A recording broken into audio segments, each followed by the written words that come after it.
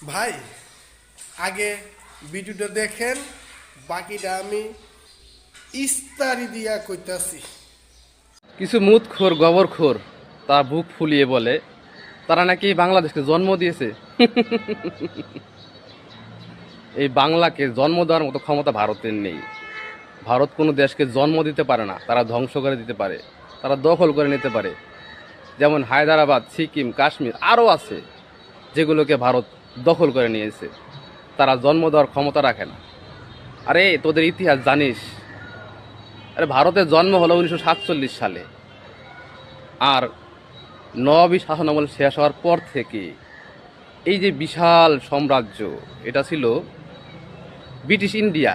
আর British ইন্ডিয়ার মধ্যে ছিল দিল্লি থেকে শুরু করে হায়দ্রাবাদ, নেপাল, ভুটান, ওদিকে আরাকান, বাংলাদেশ, এদিকে মুর্শিদাবাদ সহ বিশাল রাজ্য ছিল ব্রিটিশ ইন্ডিয়ার আয়ত্তে।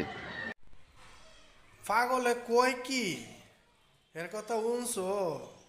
এই পাগলে কয় কি, খানকি মাগের ভিতরে কয় কি ভারত বলে দখল করে রাখছে? তোমরা শুনছো? হ্যাঁ, ব্রিটিশ 200 বছর রাজত্ব করে চলে গেছে, আর 20 সেকেন্ড দেয়া গেছে হেরমার ফেডো। আলা খানকি মাগের ভূত কয় কি হে?